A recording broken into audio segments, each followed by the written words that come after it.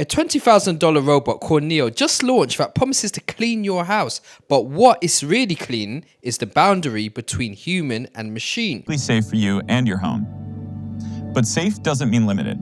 Neo's hardware comes packed with features like human-level dexterity and a 55-pound carrying capacity so that it can handle any of your chores reliably. We also worked really hard to make Neo's design friendly and comfortable to be around. Each Neo comes with a machine-washable knit suit, a head, and shoes that you can customize to fit your style. Today, we're not asking can Neo do chores, we're asking what happens to us if we invite it in. In this video, I'm breaking down the Neo launch with angles most of the other videos haven't covered. Not so much, is it teleoperated? We pretty much know at times it is. Not, is it privacy scary? We know it is. I'm talking data colonialism in your living room, how cuteness becomes consent, and why folding a t-shirt is the real AI boss fight. Stick around, by the end you'll know whether Neo is a butler or a business model wearing a sweater. So pretty much the specs of Neo is, it's 5'6", it's 66 pounds, it has claims of human-like dexterity, you can rent it for $499 a month, or you can purchase it for $20,000 a month. It can do app scheduling, it has an expert mode if it gets stuck, and the highlight reel of it from the company is it sells freedom. The slogan pretty much is, come home, everything's done. And that's pretty much their commercial. But I ask, what exactly are you trading for that time you get back, allowing this robot to do the chores for you? And Neo had to go to urgent care. See you, Neo. Why does Neo need to be operated like this in the first place? Because its brain, aka an AI neural network, needs to learn from more real-world experience. The videos of the robot doing things via teleoperation become the training data to make the AI model smarter. That's why 1X is putting Neo in the homes of early adopters. So everyone says early adopters generate the training data, then the robot gets smarter.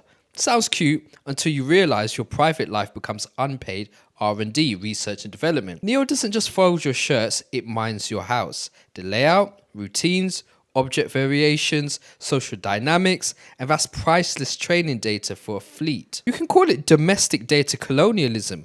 A corporation harvests intimate, high-friction human moments, then sells the intelligence back to the world. The more friction in your life, hey, the more valuable your home becomes to the model. Neo isn't just cleaning your floor, it's cleaning up for the company's AI. We don't just outsource labor, we outsource trust.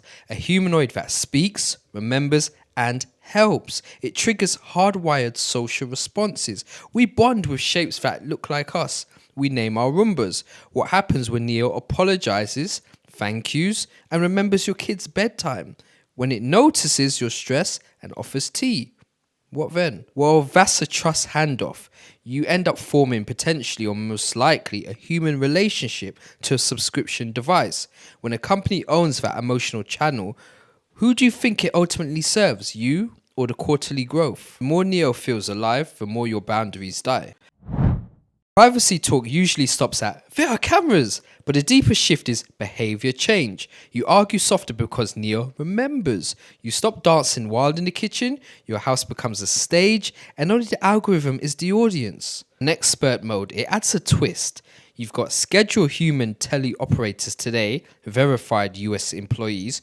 Tomorrow, however, it could be whoever hits a KPI across the ocean.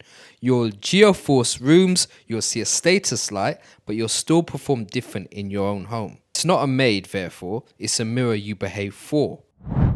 And let's be real about who ultimately lives inside of Neo. A global tele-workforce steering robots through headsets is a new labor class, digital housekeepers.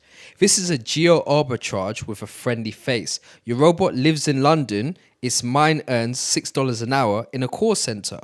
And that's under the expert mode, of course. We've already created invisible global labor for content moderation, delivery, and ghost kitchens. Neo brings that to your living room, but the package is as autonomy on the way. So you might be wondering, will Neo take my job? Probably the wrong question. Ask, whose job gets replaced first? Domestic cleaners, carers, nannies, historically women and most likely immigrants who are known for being low paid. They're the first in the blast radius. For wealthy households, time arbitrage explodes. For everyone else, the ladder pulls up another rung. Celebrated robots replacing factory work as efficiency. What do we call it when they replace care? Progress or a care deficit that no algorithm can fill? Now let's talk science, not hype. LLMs predicted words. Neo must predict physics. Laundry isn't a cognition problem, it's a contact problem. Cloth is deformable, glass is brittle, fingers need force control, slip detection, micro adjustments in real time. Teaching an AI to talk is easy.